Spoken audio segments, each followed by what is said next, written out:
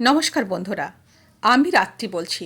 বড়দের প্রণাম আর ছোটদের ভালোবাসা জানিয়ে শুরু করছি আজকে নতুন একটা রেসিপি। আজকে হাজির হয়েছি তোমাদের কাছে একটা শোল মাছের রেসিপি নিয়ে।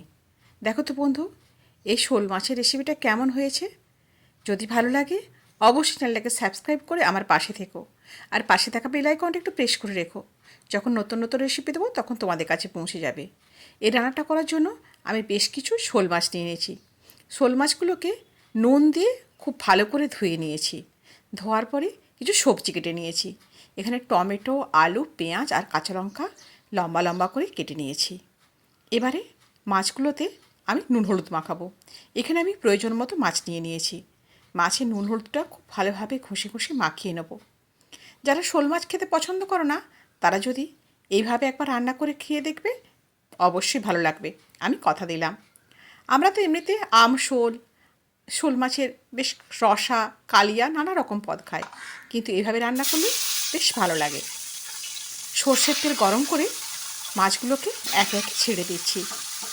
এই মাছগুলো ওল্টানোর সময় খুব একটা ভাঙে না, সেই কারণে কোনো ভয়ও নেই। ওল্টানোর সময় শুধু তেলটা খুব ভালোভাবে গরম করে নিতে হবে, তাহলে আপনা থেকে মাছগুলো কড়া থেকে উঠে আসবে।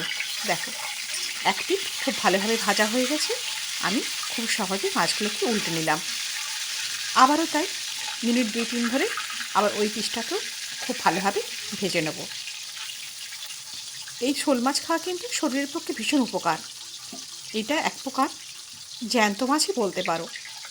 যেমন কই, মাগুর, শিঙ্গি খেলে শরীরের অনেক রক্ত আসে, শোল মাছ কিন্তু সেরকমই খুব খাওয়া ভালো। মাছগুলোকে বেশ কড়া করে ভেজে একটা পাত্রে তুলে রেখে দিলাম।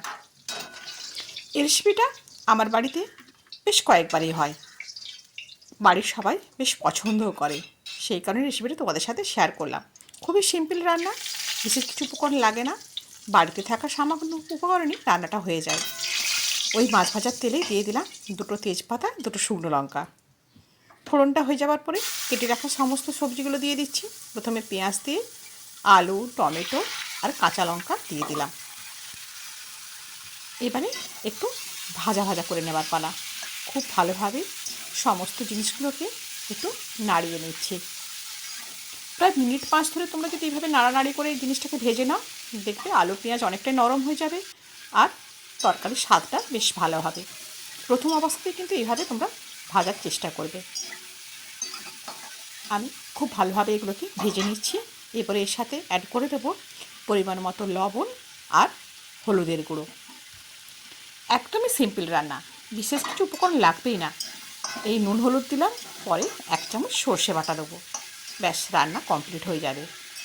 কিন্তু স্বাদ হবে দুর্দান্ত। মাছের কালিয়া ছেড়ে এই পদটাই কিন্তু তোমাদের খেতে ভালো লাগবে। মাঝে মাঝে এরকম রান্না কিন্তু খুব ভালো হয়। শোল মাছ কেন, যে কোনো মাছ দিয়েই তোমরা এই রান্নাটা করতে পারো, দেখবে খুব ভালো লাগবে। তোমরা প্রয়োজন হলে এতে গুঁড়ো লঙ্কা ইউজ করতে পারো, কিন্তু গুঁড়ো লঙ্কা শরীরের পক্ষে খুব একটা স্বাস্থ্যকর নয়, সেই কারণে আমি কাঁচা লঙ্কা দিয়ে রান্নাটা করলাম। 2 মিনিট বাদে ঢাকা খুলে নিয়েছি। ঢাকা খুলে আবারও নাড়াচাড়া করে নিচ্ছি। দেখেছো পেঁয়াজ আর টমেটো কিন্তু অনেকটা নরম হয়ে গেছে। এই অবস্থায় ওই 1 চামচ মাত্র সর্ষে বাটা দেবো। এখানে আমি কালো আর সাদা সর্ষে বেটে রেখেছিলাম, সেই তার থেকে 1 চামচ দিয়ে দিলাম। সর্ষে বাটা যদি কেউ খেতে না চাও, তোমরা স্কিপ করতেও পারো, তাতেও কিন্তু ভালো হবে। তার বদলে একটু আদা দিয়ে দিও। সর্ষে বাটা দিয়েছি বলে আমি আদাটা দিলাম না। আবারও নাড়াচাড়া করে এবারে পরিমাণ মতো জল দিয়ে দেবো। এটা একটু রসা টাইপের হবে, ভাত দিয়ে খেতে ভীষণ ভালো লাগে। পরিমাণ মতো জল দিয়ে ঢাকা চাপা দিয়ে দেবো। ফিরে আসবো মিনিট 5 বাদে। মিনিট 5 বাদে ফিরে আসার সময় দেখে নেব সমস্ত কিছু সেদ্ধ হয়েছে কিনা। ফিরে এলাম মিনিট 5 বাদে।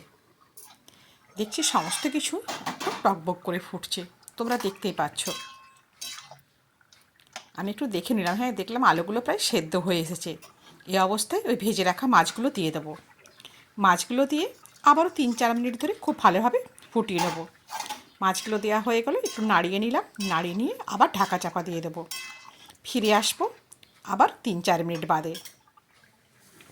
বন্ধুরা, আশা করছি আমার রেসিপিগুলো তোমাদের ভালো লাগে। যদি ভালো লাগে অবশ্যই একটু শেয়ার করে দাও না প্লিজ। ফিরে এলাম 4 মিনিট বাদে। 4 মিনিট বাদে ফিরে এসে দেখেছি মাছও সেদ্ধ হয়ে গেছে, মাছের যে রসাটা রাখবো তার পরিমাণও ঠিকঠাক হয়ে গেছে, আলুটা একদমই সেদ্ধ হয়ে গেছে, নরম তুলতুলে হয়ে গেছে।